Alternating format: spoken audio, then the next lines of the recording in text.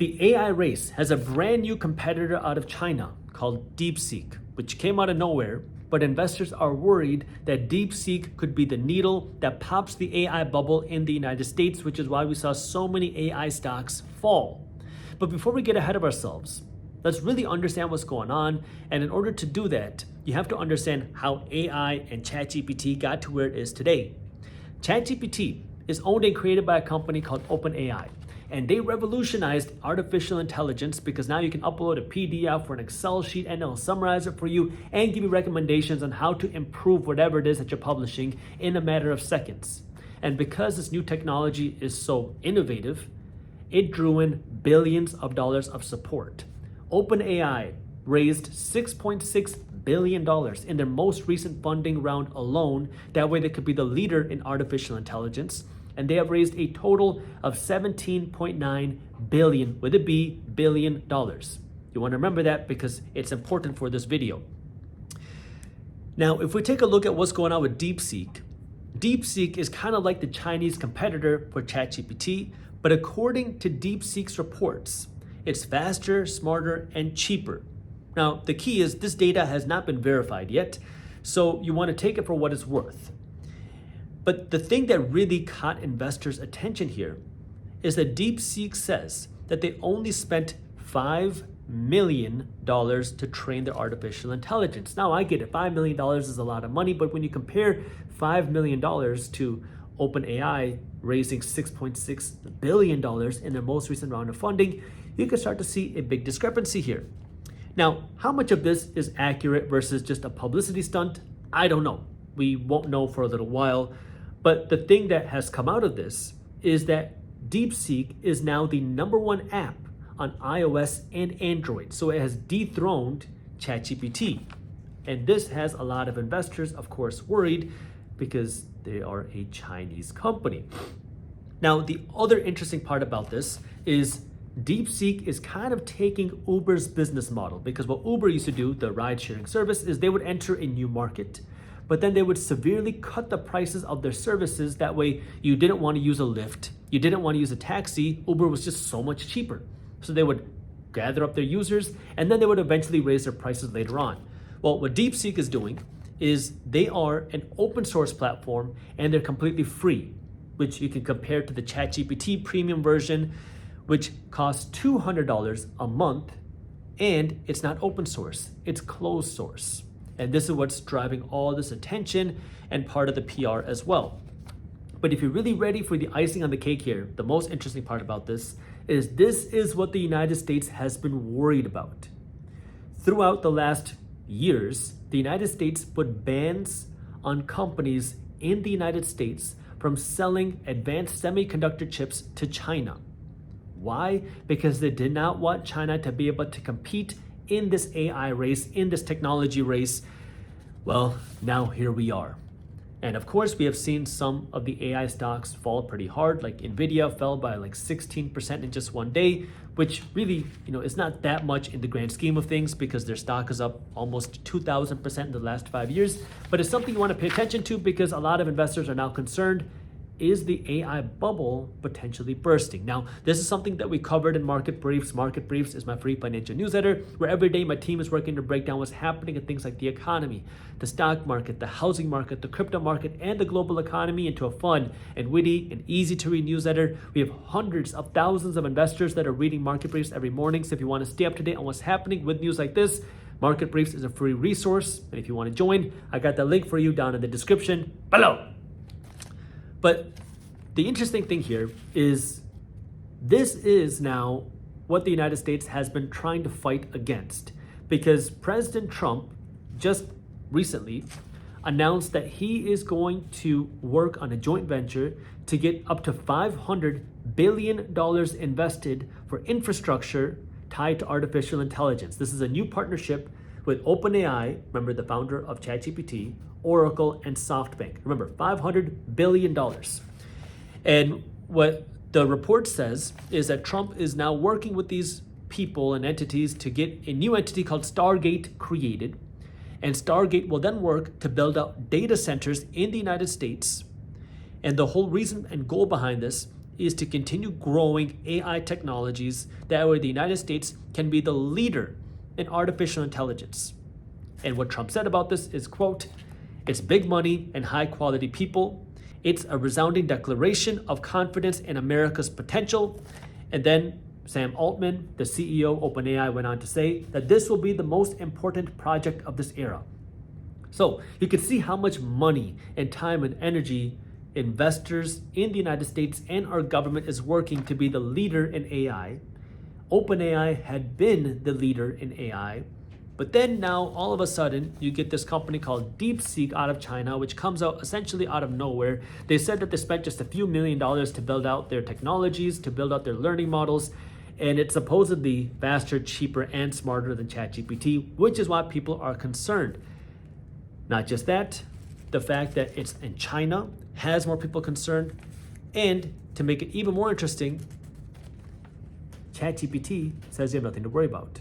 I went on to ChatGPT and I asked them if DeepSeek will beat ChatGPT in the AI race, and this is what ChatGPT had to say, quote, "DeepSeek won't, quote, beat, end quote, ChatGPT in the AI race overall, but it could become a leader in its specific domain. Both tools are likely to thrive in their respective areas, contributing to artificial intelligence's growth in different ways." Now, we saw a lot of different companies hurt by this, including Bitcoin. But the thing that I want you to think about here is, what is this going to mean in terms of tariffs? What is this going to mean in terms of future innovation? And what is this going to mean in terms of our economy? Because artificial intelligence has been impacting our economy in many different ways. In one way, some companies have been letting people go and replacing them with artificial intelligence. In a second way, many companies have been utilizing AI to make their workforce more efficient. And in the third way, we've been seeing a ton of money, investor dollars, being spent or invested into artificial intelligences because they're hoping for big returns and they're hoping that AI technology can amplify the growth of many different companies. Well, if now China comes in and they can beat the United States for a fraction of the price, that's a concern because the United States wants to be the leader of innovation in the world. Now, of course, we still don't know how much is truly accurate, how much is just a PR stunt. But it's something you want to think about because it's driving a lot of users. It's the #1 app on the iOS and Android store. Of course, things can change by the time I publish this video, but this is something that you want to pay attention to because, well, it's a concern for investors because AI has driven up the valuations for many, many, many stocks, which is where many people have gotten concerned that AI could potentially be a bubble. Many people relate it to what has happened in the dot-com bubble between 2000 and 2002, which, yes, the dot-com bubble burst, but the internet did not go away. And so people were worried that, well, we're seeing a huge run-up in AI stocks and AI technologies. And yeah, AI will probably not go away, but some companies might. Some companies that raise all this money could be beat by faster technologies, by better technologies, by more efficient technologies. And now when you have a Chinese competitor coming in and doing this, well, that really changes up the game. Now, something that I just kind of want you to think about is we have the whole TikTok ban going on right now. And the TikTok ban has been a negotiation tool now by the Trump administration to get China to sell TikTok to the United States in exchange for little to no tariffs. That's the discussion that we have going on today. Now you have to wonder, now that we have this DeepSeek concern going on, will President Trump lump in DeepSeek in this discussion? Will he say, we cannot use DeepSeek in the United States? Will there be sanctions on China for building this faster technology? Will Trump say, sell DeepSeek to the United States along with TikTok so we don't put tariffs on you? We don't know, but it's something you want to pay attention to.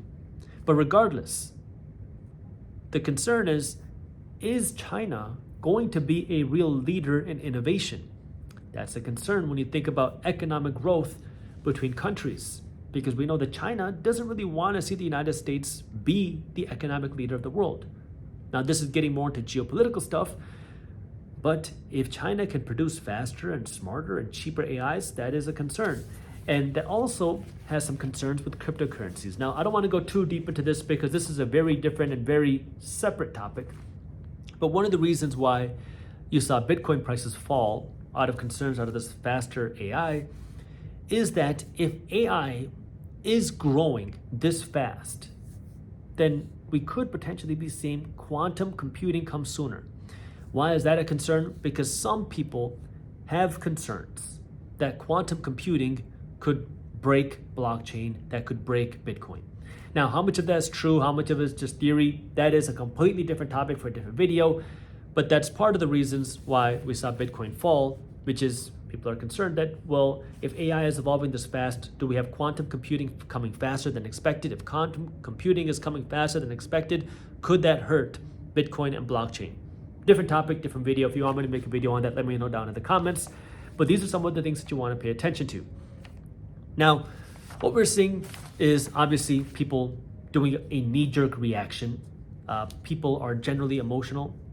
A general rule of thumb in the stock market is when times are bad, people think that they are going to be worse than they actually are. And when times are good, people generally think it's going to be better than it actually is. What's actually going to happen? Are we going to see the AI bubble burst? Time will tell. We'll see what really happens.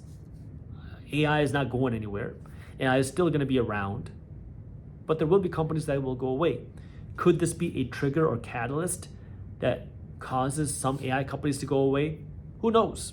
I mean, I'm not here to predict what's going to happen. I'm here to help you understand what's happening. That way you can be a better investor with your money, because it really starts with you understanding what's happening and being able to cut through the noise. Then the final question is, what does this mean for you as an investor? Well, it depends on your strategy.